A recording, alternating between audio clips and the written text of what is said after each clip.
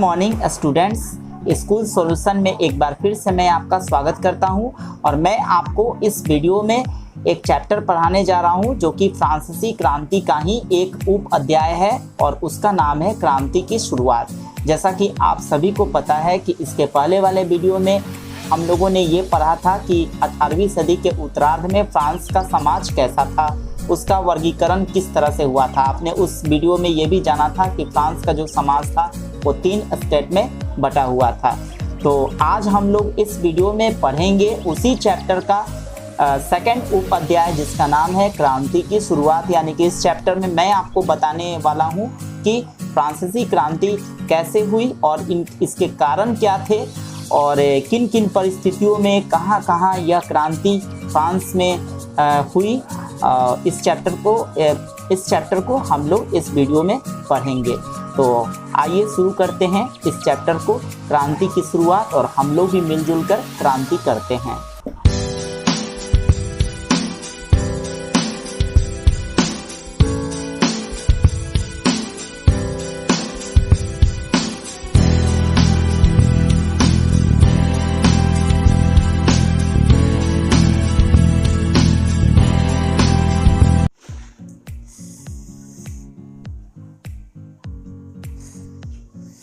पिछले भाग में आप देख चुके हैं, जैसा कि मैंने पिछले वीडियो में पढ़ाया था, कि किन कारणों से, किन वजहों से लुई 16वें ने टैक्स बढ़ा दिया था। क्या आप सोच सकते हैं कि उसने ऐसा कैसे किया होगा, किस प्रकार किया होगा? प्राचीन राजतंत्र के तहत फ्रांसीसी सम्राट अपनी मर्जी से कर नहीं लगा सकता था। यानी कि पहले का जो नियम था फ्रांस का, जो पहले का जो राजतंत्र चल रहा था, तो उस राजतंत्र के हिसाब से फ्रांस का कोई भी सम्राट हो वो अपने मर्जी से टैक्स नहीं लगा सकता था किसी के ऊपर। इसके लिए उसे स्टेट्स जनरल की बैठक बुलाकर नए करों के अपने प्रस्तावों पर मंजूरी लेनी पड़ती थी। यानी कि उसके लिए एक मीटिंग की जाती थी, बाकायदा मीटिंग होती थी और उस मीटिंग में प्रतिनिधि सभा की बैठक बुलाई जाती थी और उस पे जो भी बदलाव करने हैं उसके लिए मंजूरी लेना पड़ता था। यानी कि वो जब स्वीकृत करते थे, वहाँ ये प्रतिनिधि सभा के जो सदस्य थे वो उसे स्वीकृत करते थे, तब जाकर नए नियमों को लागू किया जा सकता था।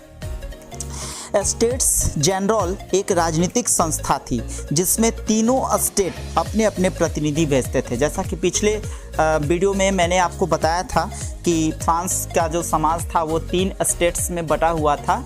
तो पहला जो स्टेट था वो ये पादरी वर्ग का था, और दूसरा स्टेट जो था वो कुलीन वर्गों का था, और तीसरा स्टेट में ये सब किसान लोग, बिजनेसमैन वाले लोग और वकील इत्यादि जैसे लोग, पेशेवर लोग आते थे, या छोटे मोटे किसान जो भूमिहीन किसान थे वो लोग भी आते थे। तो इसमें क्या होता था कि इस बैठक में तीनों स्टेट के लोग अपने अपने एक प्रतिनिधि को भेजते थे, है ना। तो उसमें क्या होता था कि लेकिन सम्राट ही यह निर्णय करता था कि इस संस्था की बैठक कब बुलाई जाए। यानी कि राजा के ऊपर ये डिपेंड करता था कि मीटिंग को किस तारीख पर रखा जाए, कब लोगों को बुलाया जाए। इसकी अंतिम बैठक सन 1614 में बुलाई गई थी। इसके बाद क्या होता है कि फ्रांसीसी सम्राट लुई 16वें ने 5 मई 1789 को नए करों के प्रस्ताव के अनुमोदन के लिए स्टेट जनरल की बैठक बुलाई। इसके बाद क्या हुआ कि लुई 16वां ने फिर क्या किया कि 5 मई 1789 ईस्वी को जो नया कर का जो प्रस्ताव मतलब जारी होने वाला था उसको पूरी तरह से ये अनुमोदित करने के लिए स्टेट जनरल की बैठक बुलाई। प्रतिनिधियों की मेजबानी के लिए वर्साय के एक आलीशान भवन को सजाया गया था।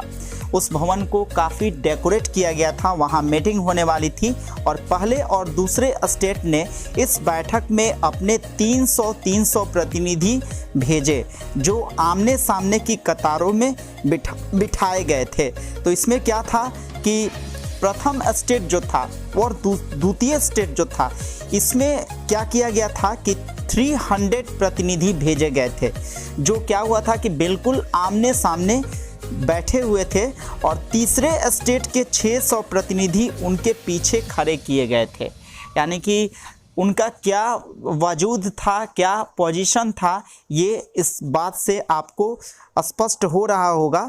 और 600 प्रतिनिधि आए थे लेकिन उनको पीछे खड़ा किया गया था, न कि बैठने के लिए जगह दिया गया था।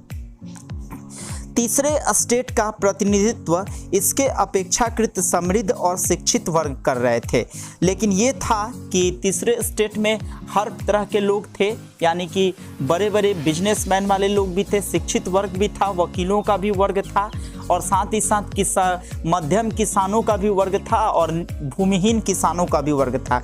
लेकिन इसमें ये चीज़ था कि जो प्रतिनिधित्व की जिम्मेदारी जो मिली हुई थी वे समृद्ध और शिक्षित वर्ग ही कर रहा था। किसानों, औरतों एवं कारीगरों का सभा में प्रवेश वर्जित था। इन लोगों के लिए नो एंट्री की बोर्ड लगी हुई थी। फिर भी लगभग 40,000 पत्रों के माध्यम से उनकी शिकायतों और मांगों की सूची बनाई गई।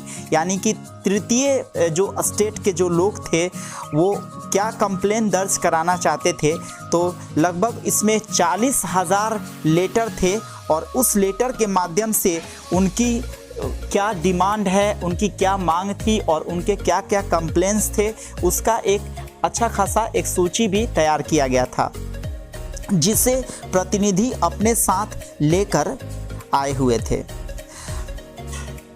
स्टेट्स जनरल के नियमों के अनुसार प्रत्येक वर्ग को एक मत देने का अधिकार था। यानी कि जो नियम लगाए गए थे स्टेट्स जनरल के, उसके हिसाब से जो भी वर्ग था उसको एक मत देने का अधिकार था। इस बार भी लुई 16वां इसी प्रथा का पालन करने के लिए दृढ़ प्रतिज्ञ था। यानी कि उस चीज़ को मानने के लिए पूरी तरह से वो तैयार था जो प्रथा चली आ रही थी। परंतु तीसरे वर्ग के प्रतिनिधियों ने ये डिमांड रखी कि अब की बार पूरी सभा द्वारा मतदान कराया जाना चाहिए। मतलब इनकी ये मांग थी कि इस सभा में जितने भी सदस्य हैं वो सभी मतदान करेंगे, जिसमें प्रत्येक सदस्य को एक मत देने का अधिकार होगा। यह एक लोकतांत्रिक सिद्धांत था, बिल्कुल डेमोक्रेटिक प्रिंसिपल था। तो जिसे मिसाल के तौर पे रूसो ने अपनी पुस्तक द सोशल कॉन्ट्रैक्ट में प्रस्तुत किया था। जब सम्राट ने इस प्रस्ताव को खारिज कर दिया, अस्वीकार कर दिया, तो तीसरे स्टेट के प्रतिनिधि विरोध जताते हुए सभा से बाहर चले गए। यानी कि उन्हें लगा कि उनके डिमांड को पूरा नहीं किया जा रहा है, उनके मांग को खारिज किया जा रहा है, तो फिर वे कुछ ना कुछ उटपटांग बातें करते हुए और वहाँ से विरोध जताते हुए बाहर की तरफ निकल गए। तीसरे स्टेट के प्रतिनिधि खुद को संपूर्ण फ्रांसीसी राष्ट्र का प्रवक्ता मानते थे। 20 जून को ये प्रतिनिधि वर्साय के इंडोर टेनिस कोर्ट में जमा हुए। अब वो क्या हुआ कि 20 जून को ये जो प्रतिनिधि थे तृतीय स्टेट के, तो वर्साय के एक इंडोर टेनिस कोर्ट में सभी लोग एकत्र हुए। उन्होंने अपने आप को नेशनल असेंबली घोषित कर दिया था, अपने पूरे मतलब टीम को, और साथ ही साथ ये भी शपथ ली थी कि जब तक सम्राट की शक्तियों को पूरी तरह से कम करने वाला संविधान तैयार नहीं किया जाएगा तब तक असेंबली भंग नहीं होगी, है ना। यानी कि एक ऐसे संविधान बनाने की तैयारी में थे जिसमें सम्राट को जितनी भी शक्तियों का जो केंद्रीकरण था, यानी कि सारी शक्तियां सम्राट के हाथों में थी, उसको ये लोग चाहते थे कि कम कर देना, और ये तभी हो पाता जब एक नया संविधान लागू किया जाता। उनका नेतृत्व मिराबे और आबे सिए ने किया। मिराबे का जन्म कुलीन परिवार में हुआ था। अब देखिए यहाँ पे कुछ थोड़ी सी कहानी अलग है कि मिराबे का जन्म कुलीन परिवार में हुआ था, लेकिन वो सामंती विशेषाधिकारों वाले समाज को खत्म करने की ज़रूरत से सहमत था। बेशक वो कुलीन था, लेकिन कुलीनों को जो एक विशेषाधिकार प्राप्त था जन्मांतर से, तो वो इसके खिलाफ था। वो चाहता था कि ये सचमुच ये मतलब तृतीय स्टेट के लोगों के साथ सही नहीं हो रहा है और इस चीज़ को वो दूर करना चाहता था। उसने एक पत्रिका निकाली, एक मैगजीन निकाली और वर्साय में जुटी भीड़ के समक्ष जोरदार भाषण भी दिए। वर्साय में जहाँ काफ़ी लोग जमा हुए थे वहाँ पे अच्छा खासा उसने भाषण भी दिया।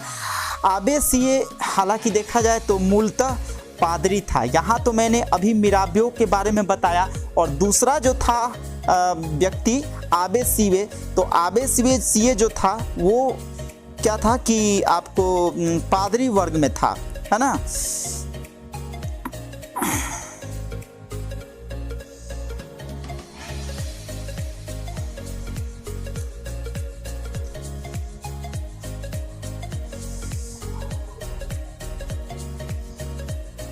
और उसने आबे सिए मूलतः पादरी था, और उसने तीसरा स्टेट क्या है, तीसरा स्टेट के बारे में एक बहुत ही अच्छी पैम्फलेट लिखी, प्रचार पुस्तिका जिसको कहते हैं। शीर्षक में एक अत्यंत प्रभावशाली प्रचार पुस्तिका लिखी कि तीसरा स्टेट क्या है।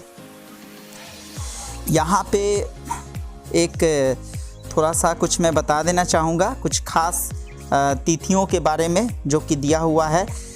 सन 1774 लुई 16वां फ्रांस का राजा बनता है। 1774 ईस्वी में सरकारी खजाना खाली हो चुका है और प्राचीन राजतंत्र के समाज में असंतोष गहराता जा रहा है। ये 1774 की ऐतिहासिक घटना है। और 1789 की जो घटना है, इस समय स्टेट्स जनरल का आह्वान होता है। तृतीय स्टेट जनरल असेंबली का गठन करता है। बास्तिल पर हमला होता है। देहात में किसानों का विद्रोह भी होता है। फिर इसके बाद 1791 का क्या इतिहास है, इसको पढ़ते हैं। सम्राट की शक्तियों पर अंकुश लगाने और सभी मनुष्यों को मूलभूत अधिकार प्रदान करने के लिए संविधान बनाया जाता है। फिर इसके बाद 1792-93 में दिया हुआ है कि फ्रांस गणराज्य बनता है। सिर काटकर राजा को मार दिया जाता है। जैकोबिन गणराज्य का पतन हो जाता है। फ्रांस पर डायरेक्टरी का शासन होता है। 1804 ईस्वी में क्या होता है, तो नेपोलियन फ्रांस का सम्राट बनता है और यूरोप के विशाल भूभाग पर कब्जा कर लेता है। इसके बाद लास्ट जो ये तिथि दिया हुआ है 1815 का, 1815 ईस्वी का, तो वाटरलू में नेपोलियन की हार हो जाती है।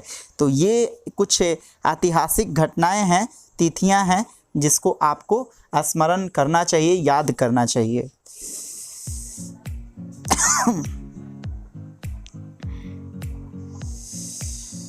ये एक पिक्चर आप देख सकते हैं। चित्र 5 में टेनिस कोर्ट में शपथ। एक विशाल पेंटिंग के लिए जॉक लुई डेविड द्वारा बनाया गया शुरुआती रेखांकन। यह तस्वीर नेशनल असेंबली में लगाई जानी थी। तो जिस वक्त नेशनल असेंबली संविधान का प्रारूप तैयार करने में व्यस्त थी, पूरा फ्रांस आंदोलित हो रहा था। आंदोलन की लपटें तेज हो गई थीं। कड़ाके की ठंड के कारण फसल मारी गई थी। ठंड भी काफ़ी उस साल पड़ा हुआ था और पाव रोटी की जो कीमतें थीं वो 7वें आसमान पर पहुंच गई थीं। बेकरी मालिक स्थिति का फ़ायदा उठाते हुए जमाखोरी में जुटे थे। जैसा कि आप सभी जानते हैं कि देखिएगा, कभी कभी हमारे देश में भी अगर किसी चीज़ की कमी हो जाती है, जैसे कोई फसल ख़राब हो जाता है, जैसे कभी आलू मतलब की फसल जो है, आलू सब्जी जो है वो उसकी उत्पादन क्षमता घट जाती है, यानी कि वो किसी न किसी वजह से अगर ख़राब हो जाता है, नहीं उत्पादन हो पाता है, कम उत्पादन होता है, तो सब्जी मंडी में आलू की कीमतें काफ़ी बढ़ जाती हैं। तो उस समय जो जमाखोर लोग जो हैं वो लोग चाहते हैं कि इसी मौके में वो लोग पूरी तरह से पूंजी अपनी बढ़ा लें। बेकरी के दुकानों पर घंटों के इंतजार के बाद गुस्साई औरतों ने भीड़ गुस्साई औरतों की भीड़ ने दुकान पर धावा बोल दिया। चूँकि औरतों के ऊपर ये सारी जिम्मेदारी थी खाना बनाने की, तो उन लोगों ने क्या किया कि दुकान पर पूरी तरह से आक्रमण कर दिया, क्योंकि घंटों लाइन में लगे उनका भी जो एक धैर्य था वो बिल्कुल ख़त्म हो चुका था। दूसरी तरफ सम्राट ने सेना को पेरिस में प्रवेश करने का आदेश भी दे दिया था इधर से। तो क्रुद्ध भीड़ ने 14 जुलाई को बास्तिल पर धावा बोलकर उसे बिल्कुल नेस्तनाबूद कर दिया, जिसे मैंने इसके जस्ट पहले वाले वीडियो में आपको बताया था कि बास्तिल के किले का कैसे विध्वंस किया गया था। देहाती इलाकों में गांव-गांव तक यह अफवाह फैल गई कि जागीरों के मालिकों ने भाड़े पर लठैतों लुटेरों के गिरोह बुला लिए हैं, जो पकी फसलों को तबाह करने के लिए निकले पड़े हैं। अब ऐसा क्या था कि यह पूरी तरह से गांव-गांव में, फ्रांस के गांव में अफवाह फैल गई, है ना, कि ये लठैत सब आए हुए हैं और उनकी फसलों को तबाह करेंगे। कई जिलों में भय से आक्रांत होकर किसानों ने कुदालों और बेलचों से ग्रामीण किलों पर हमला कर दिए। अब लोगों को लगा कि ये हमारी फसल को तबाह करेंगे, बर्बाद करेंगे, तो उन लोगों ने हथियार के नाम पर कुदाल निकाले, बेलचे निकाले और ग्रामीण किलों पर आक्रमण कर दिया। इसके बाद उन्होंने अन्न भंडार को भी पूरी तरह से लूटपाट किया और लगान संबंधी जितने भी दस्तावेज थे, जितने भी पेपर्स थे, वो सारे पेपर्स को उन लोगों ने जलाकर राख कर दिया। कुलीन बड़ी संख्या में अपनी जागीरें छोड़कर भाग गए। अब एकदम भय का आलम इतना ज़्यादा हो गया था कि जो भी कुलीन लोग थे वो सब अपने ज़मीन जायदाद छोड़कर वहाँ से दफ़ा हो जाते हैं। और इसके बाद बहुतों ने तो पड़ोसी देशों में जाकर शरण ले ली, मतलब शरणार्थियों की स्थिति हो गई थी फ्रांस में। उस समय फ्रांस के लोग दूसरे देशों में जाकर शरण ले रहे थे। अपनी विद्रोही प्रजा की शक्ति का अनुमान करके लुई 16वें ने अंततः नेशनल असेंबली को मान्यता दे दी और ये भी मान लिया कि उसकी सत्ता पर अब से संविधान का अंकुश होगा। अब इतना कुछ देश में उपद्रव बढ़ गया कि अंत में लुई 16वां को इस चीज़ को मानना पड़ा और उसने क्या किया कि नेशनल असेंबली को ये मान्यता दे दी और ये मान लिया कि अब उसके पावर पहले के जैसे नहीं रहेंगे और उसके ऊपर संविधान का अंकुश लगेगा, यानी कि एक संवैधानिक तंत्र होगा। 4 अगस्त 1789 की रात को असेंबली ने करों, कर्तव्यों और बंधनों वाली सामंती व्यवस्था के उन्मूलन के आदेश पारित किया। अब असेंबली ने क्या किया कि जैसे 4 अगस्त 1789 का रात आता है तो उस समय जो भी कर हैं, कर्तव्य हैं, बंधन वाली सामंती व्यवस्था के उन्मूलन का जो आदेश था उसको पारित कर दिया। पादरी वर्ग के लोगों को भी अपने विशेषाधिकारों को छोड़ देने के लिए विवश किया गया। अब पहले से जो पादरियों को जो मज़ा मिल रहा था, विशेषाधिकार उनको प्राप्त था, यानी कि कोई भी टैक्स नहीं देने पड़ते थे, तो उनके भी जितने अधिकार थे उसको ख़त्म कर दिया गया। धार्मिक कर बिल्कुल समाप्त कर दिया गया और चर्च के स्वामित्व वाली भूमि भी जब्त कर ली गई। इस प्रकार कम से कम 20 अरब लिब्रे की संपत्ति सरकार के हाथ में आ गई, यानी कि जो भी मतलब अवैध तरीके से जो ज़मीनों पे चर्च का कब्जा था, तो उस ज़मीन को फिर से सरकार के अंडर में ले लिया गया और सरकार के पास 20 अरब लिब्रे की संपत्ति आ गई। चलिए, सरकार के पास 20 अरब लिब्रे आ गया तो उसके पास रहने दीजिए और आप बताइए कि आपके दिमाग में क्या आया इस चैप्टर को पढ़ने के बाद, मुझे ज़रूर बताएंगे। और साथ ही साथ इस चैप्टर का जो रिमेनिंग पार्ट है उसको हम लोग नेक्स्ट वीडियो में जानेंगे और इस रिमेनिंग पार्ट में हम लोग जानेंगे कि फ्रांस संवैधानिक राजतंत्र बन गया और साथ ही दूसरा टॉपिक एक है कि वहाँ के राजनीतिक प्रतीकों के मायने क्या थे, उन चीज़ों के बारे में हम लोग जानेंगे। तो चलिए मिलते हैं अगले वीडियो में इसी के रिमेनिंग पार्ट के साथ। तब तक के लिए आप सभी को नमस्कार और गुड बाय। और हाँ, इतना जल्दी मैं पीछा छोड़ने वाला नहीं हूँ, क्योंकि जिन लोगों ने अभी तक मेरे इस चैनल को सब्सक्राइब नहीं किया है तो वो प्लीज़ मेरे इस चैनल को सब्सक्राइब कर लें और इस वीडियो को ज़्यादा से ज़्यादा लाइक और शेयर करें, नहीं तो